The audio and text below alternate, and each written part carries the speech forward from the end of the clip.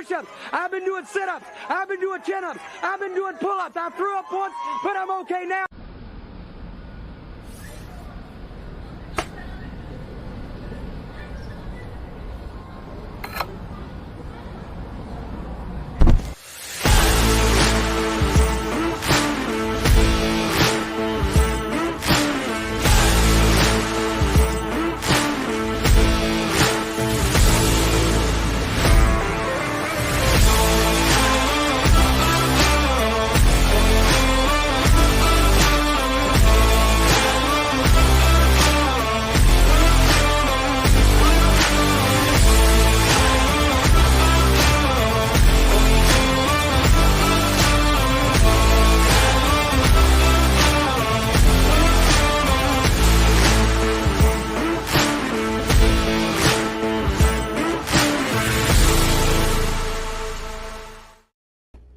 What's going on, everybody? DJ Oakley with you here for the Wednesday edition of the Ysn Power Hour, powered by Toyota of Warren.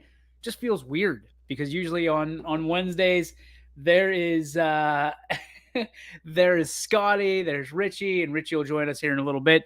But there's a lot going on. There's a lot going on. Scotty, I got a picture of him.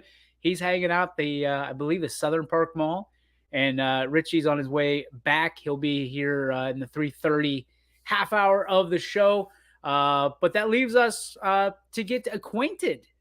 We have an opportunity, I should say, as it's taped, pre-recorded. I had a chance to talk to one of the most dynamic things that has ever happened here at YSN for the first time ever that I can remember. And we tried to do our due diligence on this. Now, we might have missed something. I don't know that there's ever been a girls' team that have had two big dogs from the same team, from the same year, from the same season. All of that. We had it this year with Boardman, with Gia Treveri and Mackenzie Riccatelli. They will join us here in just a moment. But naturally, we got a lot going on in Bulldog Country here in Stream City, USA. Still waiting on a lot of the stuff. We're not going to bore you with the details. This is a sports show, not a news show. But there's a lot of stuff still going going on in East Palestine. We're going to try to get back to normal as much as we can as possible. Naturally, this is not our studio. It's a makeshift studio that we've, basically rebounded to from our early days. So hopefully you can be patient with us. We'll continue to have interviews. Anthony and Matt and the team are doing such a great job of continuing our coverage, but it's going to look a little different for a little bit. So there's not going to be a studio for some time. And again, we hope you can continue to put up with us as we kind of navigate these really weird waters right now. We're looking forward to, hopefully I can catch up with Coach Yeagley. We did the, I don't know what you call it, tribute video last week when he announced his retirement. And we hope to have him on for one more time, one more Coach's Corner to talk about everything, to talk about the history that he is, the legacy that he's created at South Range. Hope to have that sometime either this week or early next week here on the YSN Power Hour. Still doesn't feel real. So hopefully we can sit down with Coach one more time and discuss what the legacy is, what he wants it to be, and ultimately why he came to his decision to walk away. Just a lot of questions, and I'm just looking forward to the conversation with Coach Yeagley. We'll work on that. But again, we have the big dogs from Boardman here, and we're going to give it to you right now here on the YSN, my goodness, my Power Hour, powered by Toyota of Warren. Here we go. Hi, everybody. DJ Oakley here with a very, and I mean very special player profile. It is the Boardman Big Dogs. We are joined by at this time by Gia Treveri and Mackenzie Riccatelli. I believe, ladies, the only two, definitely this year, maybe of all time, the only two big dogs to ever be on the same team, the same year, the same lineup. When I say that, to break records like that over the last 6 years, that's never been done and may never be done again, what does that mean to you? There you go. I think it means a lot, especially coming from a team that hasn't done so good in the past couple of years. I feel like it really like shows what like girls basketball is. Yeah, Mackenzie? I completely agree. Like she said, coming off the past couple years, I don't think anyone really ever thought that there would be two, let alone even one, that could have come out of Boardman. But This is kind of old hat to you, Kens. I mean, like big dogs, you get nominated, and then all of a sudden you win by a gazillion votes.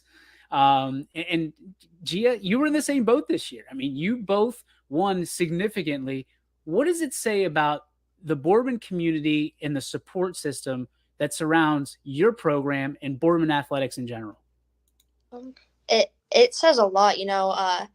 They all just like come together and they want to see us do good. They see how hard that we work on and off the court, so they just want to like help us out because they see what we do behind the scenes and on the court.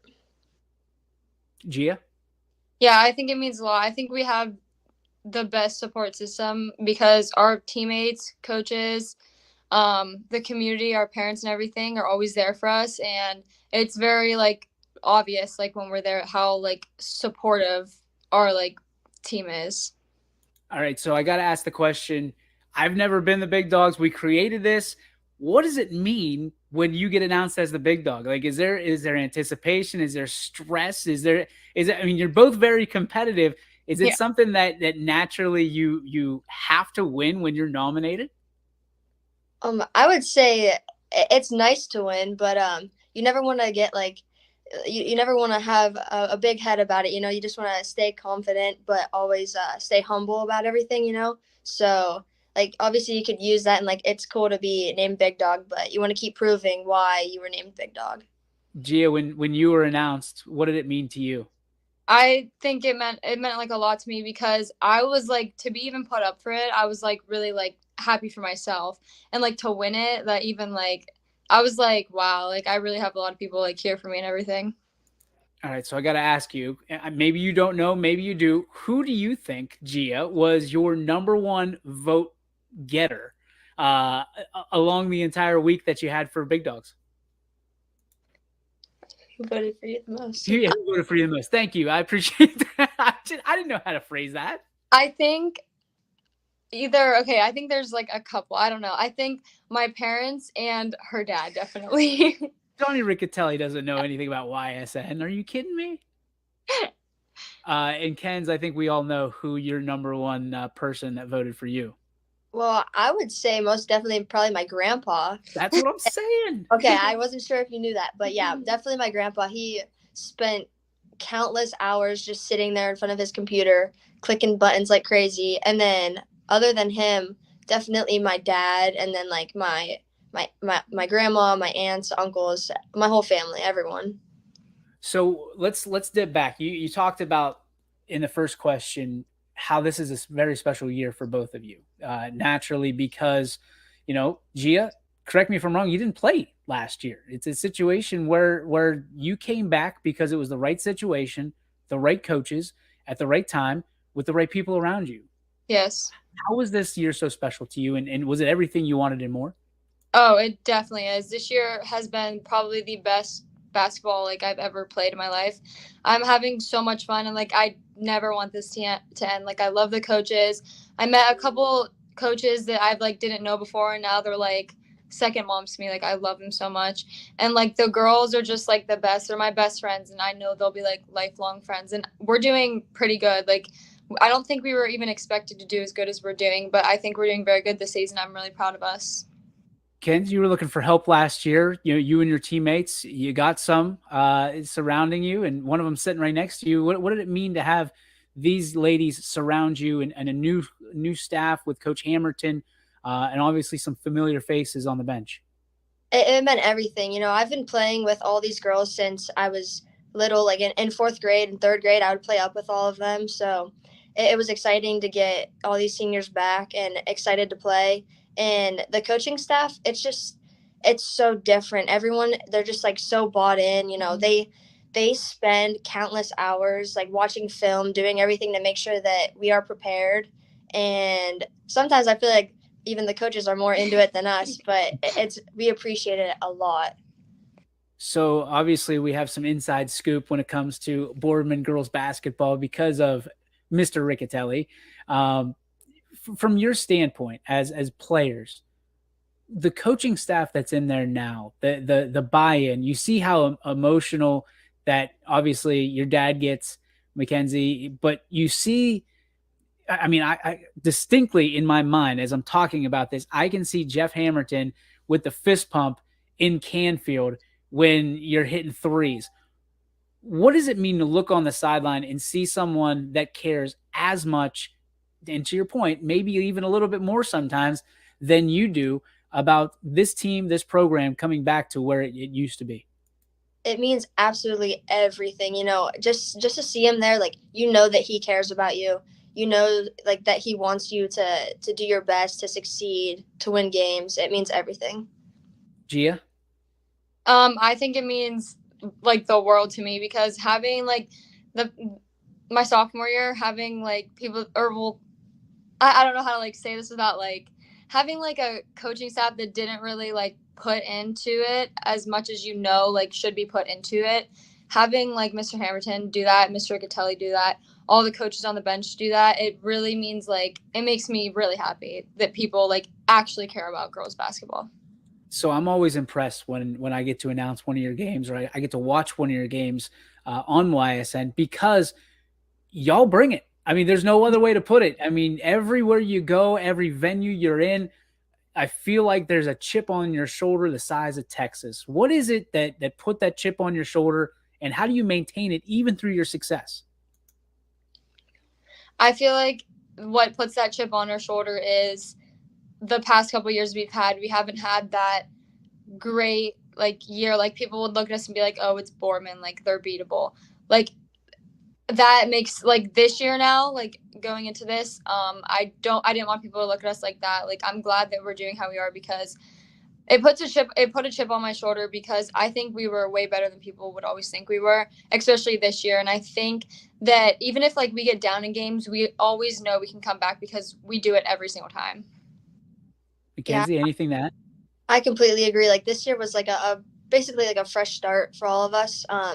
And we knew from the very beginning that if we weren't going to win games, we wanted to put up a good fight and like continue to like apply pressure the whole time. And aside from one game, we've done that every single game. We've been in all of them, even games that people would have never thought we would have won or even been in. We were. So I've been so impressed with not only what you've done on the floor, but what you've been able to create off the floor, the relationships with each other, with your coaches, with the community once again. But one more than any, I thought was incredible. It's been a very adverse year for you with, you talk about a new coaching staff, but one of those coaches I know meant a lot to both of you, Coach Michelle coming back and ultimately being called home in the middle of your season. What have you learned and what have you taken from this season that you've been able to install maybe in your personal lives or even differently in your athletic careers that Coach Michelle maybe taught you or left with you here this season or seasons prior? Before all of that had happened, we were all already like a close group of girls. But after that, we became as close as you can get. We took all of the messages that he taught us and we try to apply those every game, every practice, and do what he would have wanted us to do. Gia? Yeah, I agree with her. I feel like that happening shows that everything does happen for a reason. Everything, like, don't take anything for granted. Like, and I don't think any of us really saw that coming, which was like even like worse for us. And like, he was such like a light to our days. Like he would come in, he would be like sucking on his cigar. We would like just laugh at him and he'd always like joke with us, but he was a very good coach. And I'm so happy that he was a part of my life and my basketball career. That's incredible. Incredible wisdom from two young ladies, for sure, in learning life's lessons at a very, very young age. So when we talk about this Boardman team, you're still alive and very well in the OHSA tournament, taking care of business against Austin Town Fitch. What do you want people to know about this new Boardman generation of basketball that you both are very, I don't want to say helping build, because you are in it right now. I mean, there is no signs of give in any of you, on anybody on the roster and anybody on this coaching staff. What do you want people to remember when they take the floor against the Boardman Spartans? Me personally, I want everyone to know that they should never underestimate us or count us out of anything, because you never know what we'll bring, and it could be unexpected. But yeah, I agree with her. Like, even though we might be down 20 at halftime sometimes, we always find a way to come back. I think that I want people to remember us as how hard we fight. Like, we fight, I think, harder than any other team, honestly. If you were to compare yourself to another team in the area, who would you compare yourself to? Who do you feel like you're closest to from a, not a competition level, but who do you remind yourself of when you watch tape?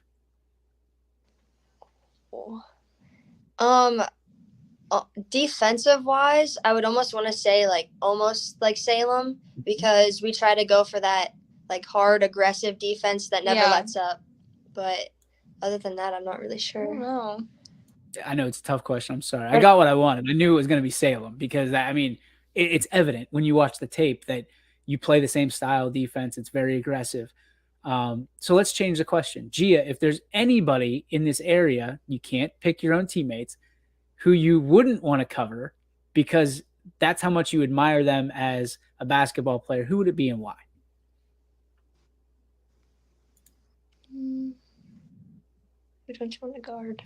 Who? Wait, can you re-say that? Yeah, absolutely. So who wouldn't you want to guard because you admire their talents on the basketball court? So who would, if you had to pick one person, I'm not guarding them, who is it and why? Oh gosh.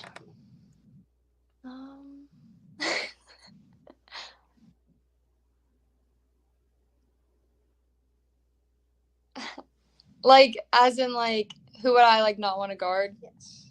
Yeah. Like, who has been your biggest challenge this year to guard? And you wouldn't want to do it again? You haven't really had any. I don't know. Yeah, I feel like we play kind of like a zone-ish defense, so I feel like I've never really been set on a single girl. And when you guard them pretty good. Yeah, I don't know. Mackenzie, is there anybody you can think of? Honestly, not really. Maybe one of the guards or any of the guards from Salem. Yeah. Just their ability to get to the hole is insane. Okay, so the next question is, if you could play any game again, what's the one game you want to run back? Canfield. Second Canfield game. Why is that? We were in there. We started off too slow, but at the end we were right there with them. If we would have had a better first quarter, we didn't score. So if it would have been any better, then we would have had them. Even the first game, I think we were down a lot at halftime, but we did come back and cut it to an 8-point game, I think, at one point. All right, so we talked a lot about the progression of this Boardman Spartan basketball team. How much better do you think you've gotten from week one, day one, game one, to where you're at right now? You want me to go? Yeah, go ahead. Insanely better.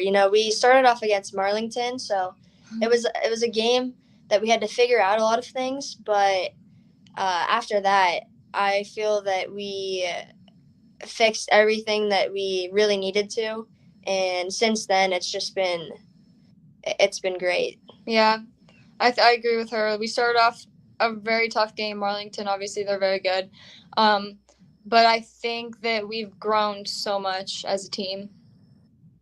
All right, so now we get to do some fun questions. You ready? All right, who would play? Now, this is going to be for each of you. It's like cross-examination here. Mackenzie, who would play Gia in a movie about Boardman basketball? Ooh. Oh, my. That's a hard one. Gia gets the help because I'm asking her the same question next. Like an actor? Like an actor? Yeah, an actor, actress. Gosh, I don't even know. Dang. Yeah. Gotta think of like a blonde actress. Let's go with. I don't even know. I'm gonna just go with like Dove Cameron. Okay. I don't know. Okay, G. Who plays Mackenzie? I think Taylor Swift. T-Sizzle. All right, now here's for both of you. Who plays Coach Hamilton? Oh gosh. Say like Pitbull or something. Pitbull. I know. Mr. 305, Mr. Worldwide. Yeah, or like. I think Tom Cruise would be good. Yeah. It'd be perfect. Who plays Donnie Riccatelli in that movie? Oh gosh. What's his name? Adam Sandler. Did you say Adam Sandler? Oh my goodness. I think it was more along the lines of the King of Queens guy. Oh no, I know who you're talking about. That's money. Yes, I know who you're talking about. I don't With know a big old watch on his wrist. Loves watches. He Yes. does love watches, just so he can tell the time. Yep. Because it's always game time in the Riccatelli house. I know that for a fact. Let's go with if someone right now on the team could have their jersey retired, who would it be and why? You want to go first? You can go first. You want me to go Yeah. first? Honestly, I'd say Gia. You know, I feel like she represents Aw. what Boardman basketball is about, and she never gives up on the court, and she's a phenomenal player, so I'd say Gia. Oh, thanks. I feel like there would be a couple, as in like senior wise, Mhm. like probably. I feel like Bella.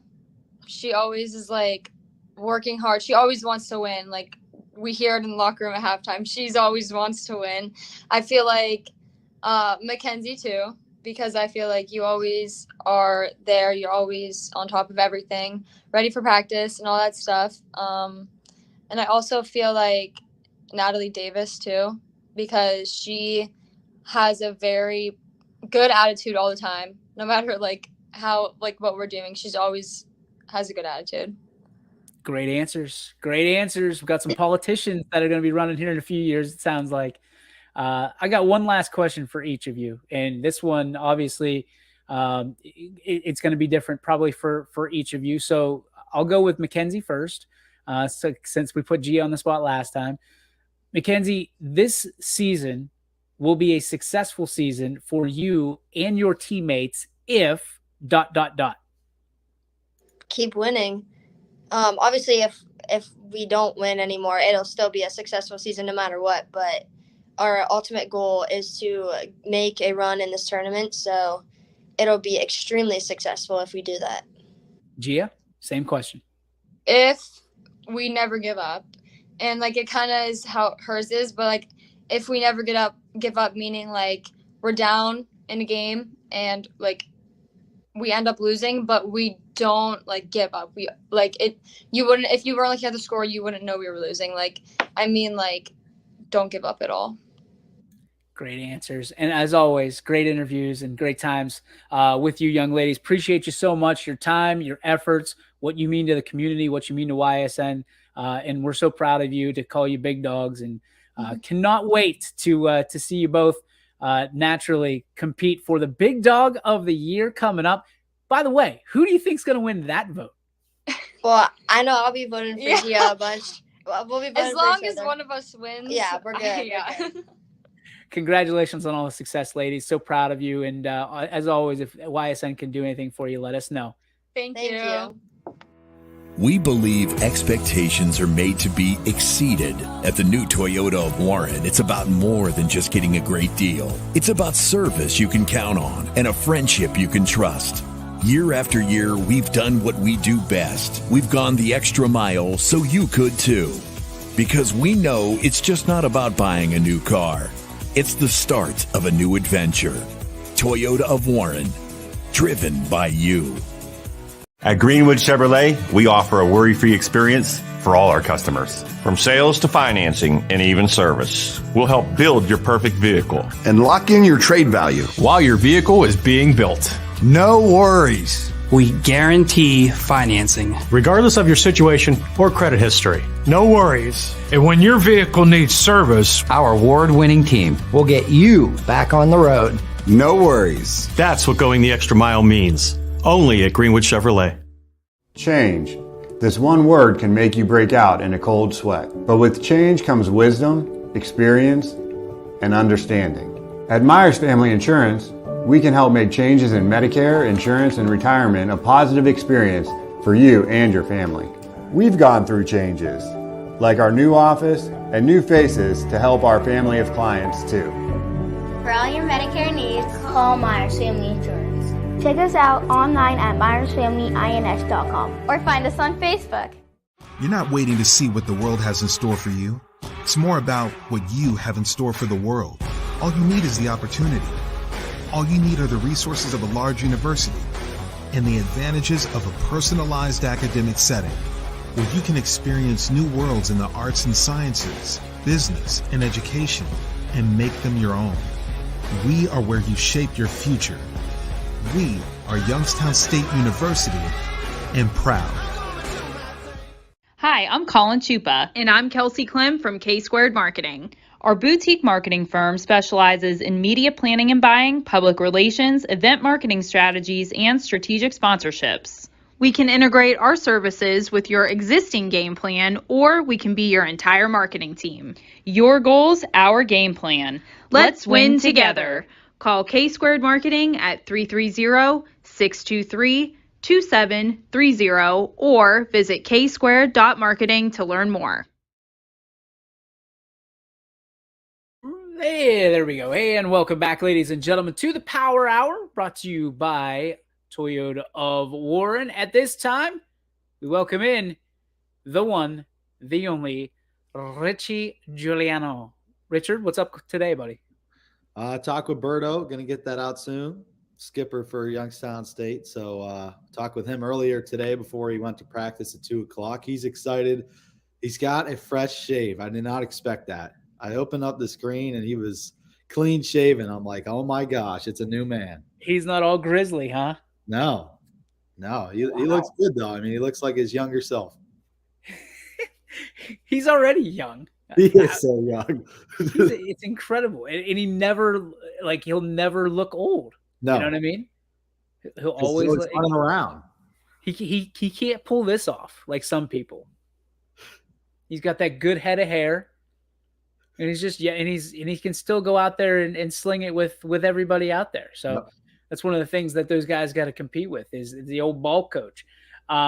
Richie, I mean, talking YSU baseball, let's talk about that for a minute. You get to start that tomorrow. You jump on the 7 a.m. bus to Wake Forest. Talk to me about that.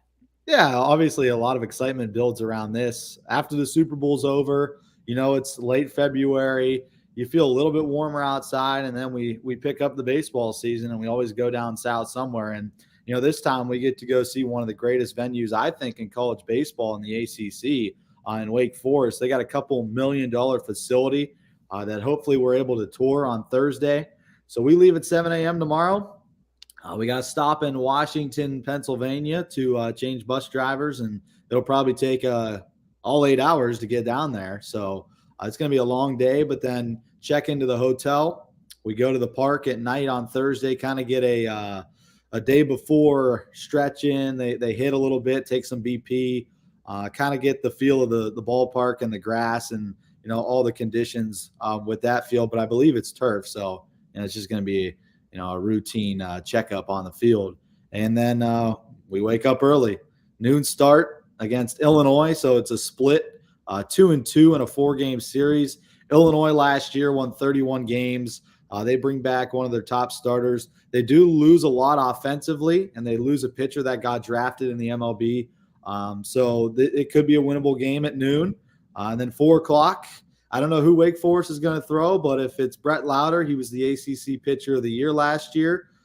He's top 10 right now in the MLB draft projections. So he could be some trouble, but that's definitely going to be fun. And that's why you go down there. You go down there to face the best competition you can. So when you face the Horizon League pitchers, you fare well because you've already faced one of the best pitchers that's in the entire country. So that's why Coach Bertolini likes to take those long trips down and play some very difficult teams. And, Illinois is going to be a tough test out of the Big Ten, and so is Wake Forest. You hope you could get one out of the four, come back with one win, but it's going to be a tough challenge for sure. These are two really solid baseball programs.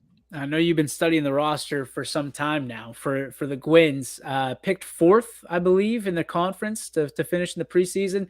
What do we have to look forward to on the roster this year? Obviously, a ton of local names again, some transfers that came into the program, and some guys that you're looking forward to watching and calling their name this year. Yeah, from what I have heard, I've talked to some of the guys. I've talked to the coaches, obviously. Offense is going to be high-powered. They return a lot. They return a 6-year senior in Pat O'Shaughnessy, a 5th year in Steven DeSanio. They didn't lose much offensively. Their big hits in the outfield with Lucas Nasani, who is one of the greatest outfielders to ever come through Youngstown State with the ground that he was able to cover. But offensively, Braden O'Shaughnessy, a first-team All-Horizon League selection last year. Dan Bertolini said in our interview he thought he was going to get the Horizon League Player of the Year, but of course, Wright State got that with their championship, and they had a guy that hit close to Braden. He was actually under him, but what happens when you win the championship? You're going to get the nod. So he's coming back.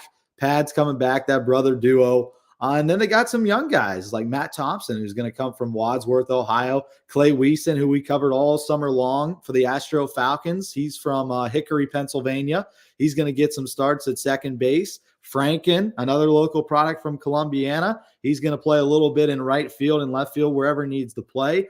And then, of course, I think the guy that has one of the best chances of getting drafted this year on the team, and it's Turner Graw. A guy that was injury-plagued last season. He didn't get to play much at all. He came alive a little bit in the Horizon League tournament in the last 2 weeks of the season. But, a three-tool player, a guy that has a lot of speed. He throws it really well from the outfield, and then at the plate, that guy could rake at any part of the ballpark. So he's definitely one of the guys I'm looking most forward to. And then I think somebody that's going to have a huge impact season is Travis Perry. Travis Perry's going to be their ace. He's going to start game 1 against Illinois at noon. And he's one of the guys that has the most experience in the starting rotation. So you lose Chad Coles. You lose Matt Broski, who got drafted in the 8th round last year. You lose John Snyder. Those guys make up over 30 starts from last season. So somebody's going to have to fill that. And talking to Bertolini, we'll put the interview out there. A lot of the local guys, Lane Rhodes from Salem, Mikos from South Range, his teammate in English from South Range. They're all going to get a lot of looks, not just in the starting rotation, but out of the bullpen as well. Nick Perez, another guy that might come in. So I know I'm throwing out a lot of names, but you're going to hear them throughout the season because this is a team that lost their starting rotation from a year ago. And there's a lot of new faces that are going to be in there throwing Friday through Sunday and then even on midweeks. But, back to your question, I'm most excited to see this offense, especially Turner Graw and Braden O'Shaughnessy, see what those guys could do at the plate. Both those guys have a really, really good chance of getting drafted, I think, after the past couple seasons they put out for Youngstown State in the past 2 years. And, it's their kind of year, especially in the early going, to show the MLB scouts that, hey, we could hit against one of the best pitchers in the country. We could hit well against Baylor in a big conference, Kansas State, Memphis, you name it. I think this stretch for those guys is crucial to show the scouts not only we could hit against Horizon League pitching, we could also hit against ACC and Big 12 pitching as well. One of the things I'm really excited about as a catcher myself is to see the signal callers that are going to be in that room. Looking at the roster right now, one of the guys I'm most excited that YSU got their hands on was the former South Range player, Beaver local player in Trey Pancake. And they've got him listed as a utility player, which kind of piques my interest a little bit because he's a guy that can play anywhere. I almost called him a kid, but he's a grown ass man. If we're being honest, he is a baller, and he's got a chip on his shoulder even before he transferred out of Ohio State to Youngstown State. So for you, I mean, you look at this. This is a absolute local roster from top to bottom. I mean, you only see a handful of guys that are not represented by the state of Youngstown, as Jim Tressel would say. Does that get you excited knowing that you've called most of these guys at some point in their careers prior to being a Penguin? Well, it's fitting that you said that because that was my last question to Coach Bertolini. When I addressed the team, I said, hey, Illinois and yourself, your staff, have a lot of similarities because 31 out of the 36 players on the Illini roster come from the state of Illinois. And I was looking at his roster. I'm saying, you've dominated the Northeastern Ohio area. You like to recruit in Youngstown, Western Pennsylvania. What excites you about recruiting locally? And he talked about, how he thinks that it means just a little bit more for these guys to play for their hometown team. And it also helps because a lot of them have played travel ball. They've played at Ysn. They've all played together. So they also have that teamship capability before they even come to play at the collegiate level. And, that excites me too, because, Clay Ysn is a guy that I've been harping on since the summer because I've been able to see him play with a wood bat. Imagine what he's going to do with a metal bat. I mean, he was almost parking him out of Ysn Park, and he's a guy that I relate to because he's about the same size that I am. And his capability, I think his ceiling is through the roof of what his talent could be when he becomes a junior and a senior. And we're only going to see a little bit this year just because of how much they have returning. But when a lot of these 5th year and 6th year seniors leave, it's going to be Clay Ysn's time to shine. So, it excites me because a lot of these guys we get to see on a daily basis, and we get to call them throughout the season, not just during the YSU campaign, but also during the summer leagues as well. So it's also nice that YSN covers all of them. So we're covering them high school, we're covering them in the summer at Ysn, and we're also covering them now in the spring with Youngstown State from February all the way up to May. From binkies to book bags, baby. We got them covered. So who's a guy? I'm going to put you on the spot here, Rich, as I always do. Give me a pitcher, an offensive player, and a defensive player that if they play at their highest level, this Penguin team is going to overachieve and do what we think they can do this year. Braden O'Shaughnessy's a guy offensively. If he does what he has done in the past and dominates offensively, leads the team in 5-6 offensive categories, they got a good chance to put him in the middle of the lineup where he could really knock runners in and produce. He's a guy that also has added a lot of pop to his bat since his freshman year. He's a singles, doubles guy when you first saw him in Houston. And now he is starting to transform into a doubles home run guy. So he's definitely somebody that I look at offensively to kind of lead the way for this team in 2023. Pitching staff, I'm going to have to say Pat Gumpto. He's a newcomer from Cal, Pennsylvania. He's a guy, along with Braden Gebhart, I'll throw his name out there, Howland guy. Coach Bertolini talked highly of those two. I think Gumpto can form into a closer role after losing Nate Ball. He's also going to have to be a guy that gives you length in the bullpen because we're kind of short this year on arms. So if we could get a lead, you look at that guy and say, hey, we need you to win this game. And he's going to be able to win a couple games this season, I think. So he's an impact pitcher that I haven't talked about yet. And defensively, one guy I'm really looking forward to see play is RJ Sherwood. He's another transfer coming in up from Michigan. He's got a lot of speed, a lot of similarities to Turner Graw, covers a lot of ground, and I think that's going to be a guy defensively that's going to be really fun to watch. He's going to limit the amount of extra base hits for the opposition, and I think he's also going to make some Superman catches in left and right field wherever they put him. I mean, I'm excited to see this guy play. I've heard a lot about him the last couple months, but you really don't get that full effect until you actually go down and you watch him play. So those are the three guys defensively, offensively, and pitching that, if they're at the top of their game and they play a complete game, they have a chance to win. You and I personally, we've walked the road with these guys, you significantly more than I have, but Steve Leslie, another one of those, and Anthony Romo going to be in the mix this year again. A guy that we love, that I could not see this team even trying to do anything without. He might not be the guy that you think I'm going to. Kenny the Missile Missick, baby, is back for another year. Cannot wait to see the missile in action. Cannot wait to see the jabber joggo for the missile. His dad brings the energy in the stands. I remember last year he was bickering back and forth with Penn State because they were saying, like, every time somebody struck out, they go, left, right, like back to the dugout. And then Nick Perez was starting to throw BBs in there and strike guys out. And Kenny Missick's dad, I think, was the only one down there just screaming at the Penn State student section. So it's always a fun time when Mr. Missick's in the stands. It's always a fun time when the missile is in the dugout or on the field, because that young man, he has what we call charisma. He has the it factor in our business, and he certainly has it on the field as well. You can't help but just smile anytime you're around him. Mr. Swag, man. He is he's dripping. He's always got a full mouth of sunflower seeds. He looks like a ball player. He goes out there. He throws the curveball. He knows his curveball is his best pitch, and he's not afraid to throw it at any count. Like, that guy's fearless. He's fearless in any part of the order that you're going to throw out there against him. And, when he gets a big strikeout, he is not afraid to let the other dugout know that, he just owns you. Let's say that. And that leads perfectly into my guy, Lane Rhodes, who, believe it or not, and I've asked Lane this a million times. We've covered Lane for a long time here on YSN.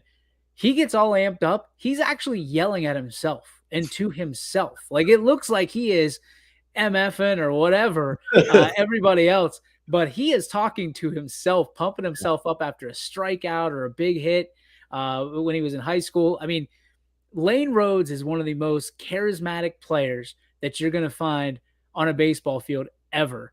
Fun to watch, fun to be around, great young man on the field, and an even better one off the field. Is he a guy? I mean, I know you mentioned his name already, but when you think about Lane, if he has a big year and can bolster wherever he is, whether it is, at the starting rotation, in the bullpen, wherever it is, do you feel like YSU could really be a contender and could be on that road to Omaha? I mean, you hope so. Lane Rhodes is going to be a significant part in that journey. Like I said, losing 3 out of their 4 starters, he's going to have to step up. My mom keeps calling me. Chris. He's going to have to step up, and he's going to have to throw a big season because he had 6 starts last year, so they broke him in with a lot of midweek games in the starting rotation. So a guy that's already had his feet wet, and he's going to have to come in and use that slider to his advantage. That was his best pitch in high school. Pretty untouchable, I thought, when I saw him throw a couple times.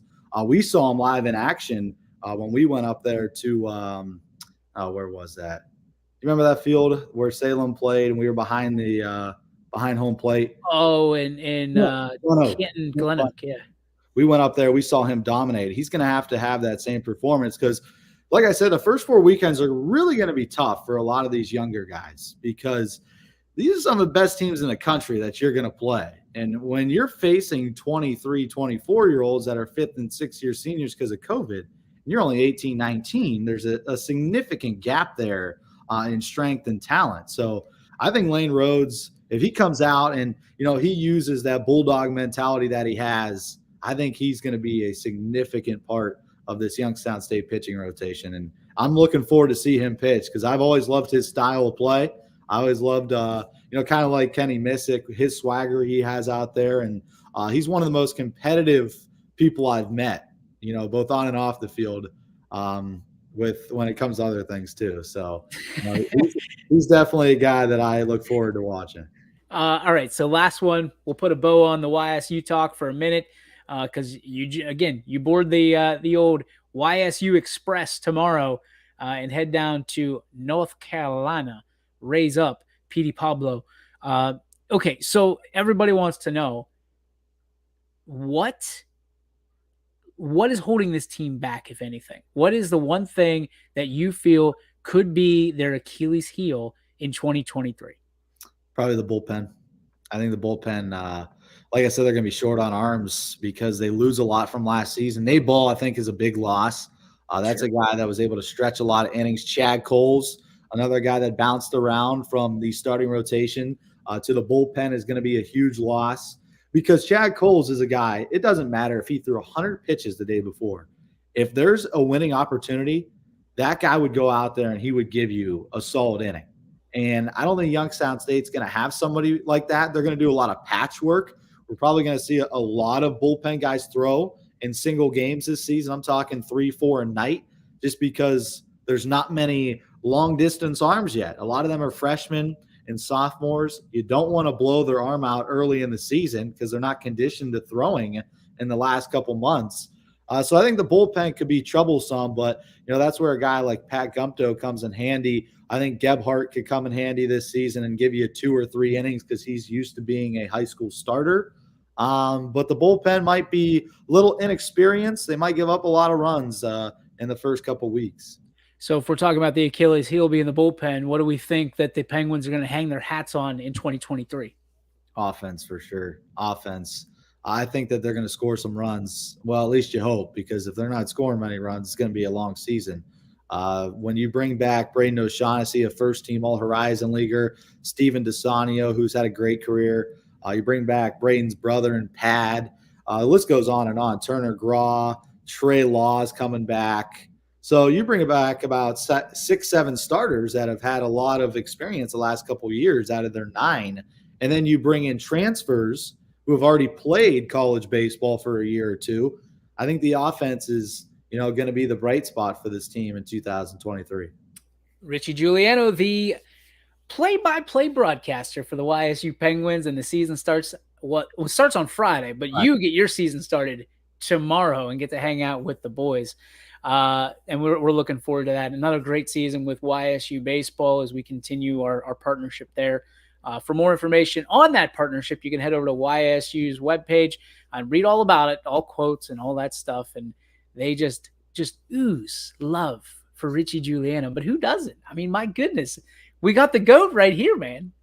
Well, I mean, I think we all have mutual respect because they've taken care of us. They've taken care of me when we're on the road. And, I think us being the only traveling radio team in the Horizon League out of the 6, we're actually, I think, one of the only teams that have radio in the Horizon League. Oakland didn't have it. Surprisingly, Wright State didn't have it for a long time until they started using their student station. Mm-hmm. Milwaukee has it, so there's 2.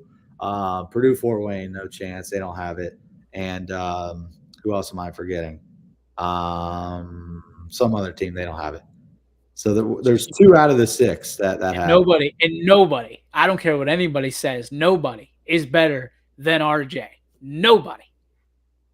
I mean, we're going to have some fun. Let's just say that. We always have fun on and off the field. Berto and his staff, see, they're very personable. Like, they could lose a game like 10-2, but they still have the same conversation that they would have if they won a game 10-2. That's baseball, though, right?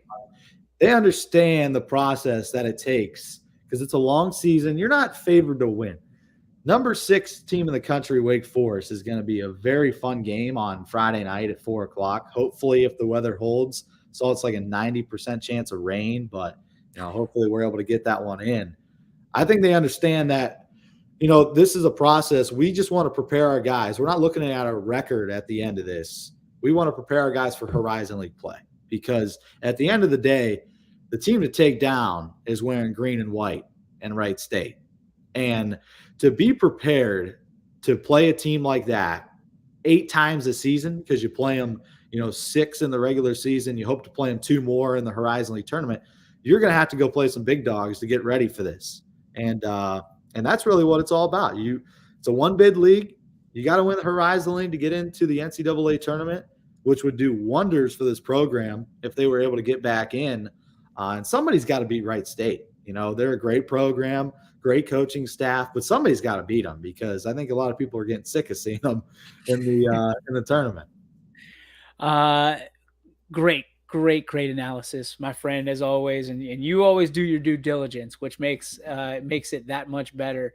We're excited for the start of the season and cannot believe in 2 days it's going to be baseball season here on YSN because, hey, man, it's Valentine's Day yesterday, but there was no love lost on that high school basketball court last night, Richie. Let's go to the scoreboard as you can. If you want to go to ysnlive.com/score, you can have all the scores available to you throughout the week.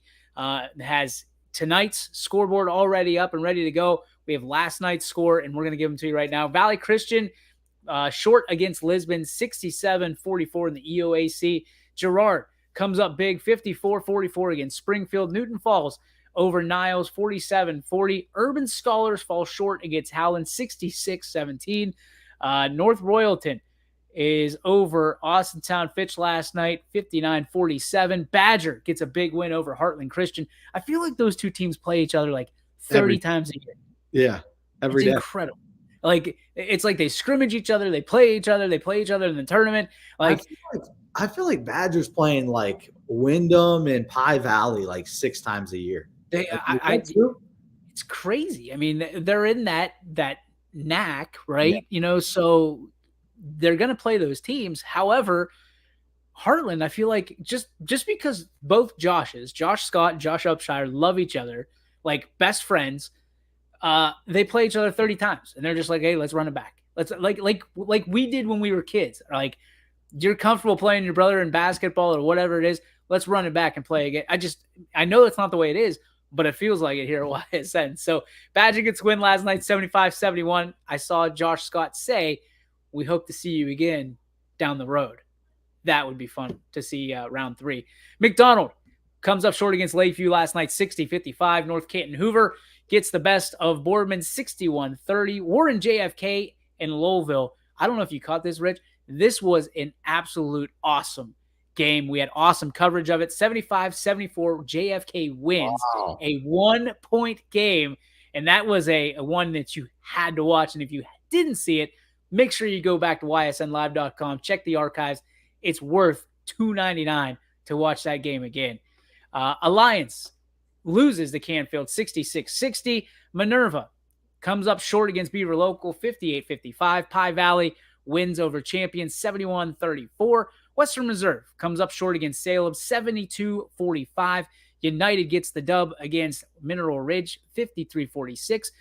South Range, who started 0-5 on the season, in overtime, double overtime nonetheless, makes a 3-way tie for the NE8 with a win 48-45 over Jefferson. You saw it, and I could almost hear you laugh when I texted Sam or put it in the group chat, Sam with a wink face. I liked it in the group me. I was laughing because I saw the final score. I'm like, oh man, this is gonna just be another hour-long argument on who's better. Well, what a turnaround for South Range. I was talking with a couple people earlier today on the phone, and I'm like, dude, South Range, they started off just bad. But they turned around, and they had so many like back-to-back 1-2-point victories where they've been able to win down the stretch, and then they do it again to get a 3-way tie. Now, I wish the NE8 did something like a tiebreaker or a split, you know what I mean? Like where you could play that team one more time to see who wins. But so let me ask you that. This South Range comeback, this meteoric rise that they've been on after the 5-game mark, after all the stuff that went along with the coach and all that stuff, is this the biggest turnaround that you've ever seen since you've been at YSN? Could be. I mean, I thought at the beginning of the year, like 0-5, losing to Niles, losing to Struthers. I'm like, man, this might be a long season for South Range. And then, boom, they just start rifling off non-conference victories back to back. And then they start beating some of those teams. They beat Struthers by 2. They beat Niles in the revenge game. They beat Girard by 1. They beat Jefferson by 1. It was just like madness. In like 2 weeks, they just kept winning by 1 point. And it's like, wow, is this team like really starting to, get things together? And then, at the end of the season, they pulled off 3 big wins, beating Springfield by 1, beating Hubbard by 10, and then the game of the year maybe last night with South Range and Jefferson to go into overtime and win by 3. What's going to be cool is to see United, who's had a good season, play South Range in round 1 of the tournament. I think that could be another 1-possession game. Yeah, and aren't the girls playing tonight? South Range and United, I believe. Let's look. I'm pretty sure. Let me finish up this scoreboard, and we'll get to tonight's. Wyndham short against Mogador 79-64, and Camel falls to Struthers last night 64-52. I'm on the wrong screen. There we go. So my biggest thing, Richie, is I think the most cold-blooded player right now in the entire area, Luke Rowan from South Range, because the dude is just ice cold blood running through those veins because he just keeps splashing from beyond, and he's still just a young pup. he's still got some years left in him. They're young. I mean, well, they got, a lot of seniors, but they also have a good mix of underclassmen. So, I think South Range has a winnable game in round 1, and that's a team you look at with their seed because they, like we kind of talked about 2 weeks ago, where, the seeding's already in 2 weeks before the end of the regular season. So a lot of the people that were voting saw their record before they started to get hot. And that's a team that you don't want to play in the second round, because when you take a bye and you haven't played for a week, and South Range keeps rifling off momentum victory after momentum victory, and if they beat United, I mean, you're in trouble because you haven't played in a week. You're kind of sitting on your hands watching all this unfold, and you got a South Range team with a ton of momentum, and they've had a winning culture, obviously, with the football season carrying over. I think that could be an upset bid for that district. Let's go over tonight's scoreboard. Most of these games will be on YSN. For all the details and all the updated listings of our games, go to ysnlive.com/live. ysnlive.com/live. The games are $9.99. One ticket gets you all the games this evening. On the scoreboard tonight, we've got Alliance and Struthers. All of these games are set for 7 p.m. so we can get through them faster. Canton Central Catholic and Waterloo going to face off. Girard and Hubbard. They've played a couple times already. All girls games, by the way, in the playoffs here tonight. Ravenna and West Branch going to square up. Beaver Local, Tuscarawas Valley. Don't say that 6 times fast. Lowville and Fairport Harding also going to be playing. Andrews Osborne will play Wellsville. I can be honest with you, I've never heard of them. Where are they at? Hold on. You keep going. I'll look that up. Conneaut Canfield will face off. LeBray and Crestview, South Range United. There it is. And East Liverpool Carrollton. McDonald and Newton Falls. Ashtabula St. John plays Warren JFK. Geneva takes on Edgewood. Liberty takes on Pie Valley. Valley Christian takes on Badger. Edison plays West Muskingum. Wyndham will take on Matthews. Aurora will dial up one against Ursuline. Grand Valley will take on the Clippers of Columbiana. Notre Dame Cathedral Latin, NDCL, as we oftentimes refer to them, will play Howland. Camel will take on Garrettsville Garfield, and Jefferson will take on Berkshire. All right, so Andrews Osborne, small academy, private coeducational boarding school in Willoughby, Ohio. 1, 2, 3, 4, 5, 6, 7, 8, 9, 10, 11, 12, 13, 14 games tonight.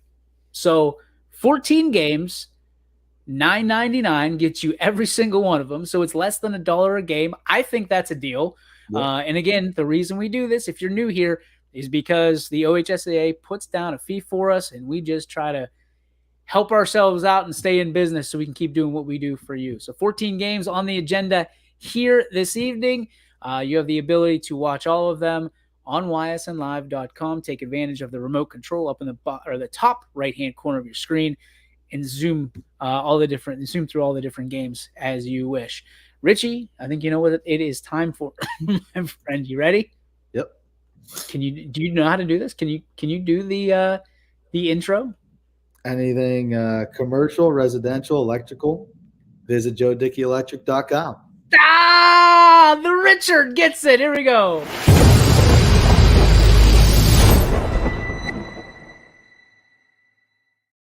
What's Your Spark, presented by Joe Dickey Electric. Once again, Richie, where do people go if they need electricity in a hurry?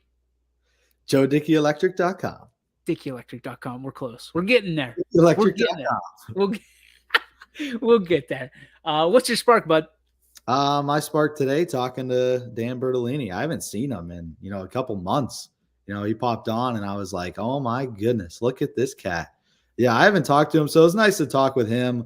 One of my favorite times of the year is, covering baseball guy at heart. So, just getting back into that mode kind of makes you excited to just start calling games again. Cause I've been in football mode for a while with that long run with Canfield, basketball mode for a while in the last couple months. So, baseball, we're baseball guys. So it's just nice to talk about the game because I haven't been able to talk with anybody in a couple months about it, so that was nice. So it's what has it been? 12 days? 12 days of the East Palestine debacle. I feel like every time something happens, it's hold my beer moment for somebody else. So this town hall is supposed to be happening tonight, where they're supposed to give us all kinds of information and answers, and it's a Q&A. That's how it was drummed up. And then they changed it. They changed it this morning or late last night to say, yeah, we don't want to do that anymore. So now it's going to be like an informational session that they're going to put people at tables, and everybody can stand in line and go walk up and ask their own questions. Dude, I am so like, people are tired of hearing about it. I'm tired of living this nightmare. This is absolutely ridiculous. Like the communication that has not come out about all of this. There is so many different things that are relying on the communication. Like, I just want to go back to HQ. I want to have you in. I want to have Scott. I want our crew back, that we can enjoy what we worked so hard for. And we're not going to get that for a while, is what I'm being told. Yeah. So it's a frustrating scenario. I try not to go into it too much because this is a sports show.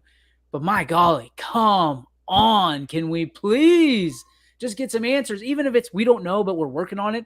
That's a hell of a lot better than Chris Sigler and I driving down the road yesterday and seeing Governor DeWine go, well, if I lived in East Palestine, I would probably drink the bottled water. That's not what you told us in the beginning. You said the water was fine. We've been feeding it to our families. Come on. Come on, East Palestine. Got to do better.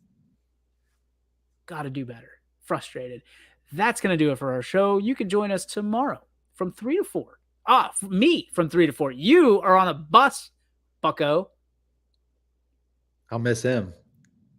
You will miss. Everybody will miss Bucko. Everybody will miss the Bucko. Marvin, catch my Bucko. What's your first game is what time on Friday? Noon. Scheduled noon. Rain showers all morning.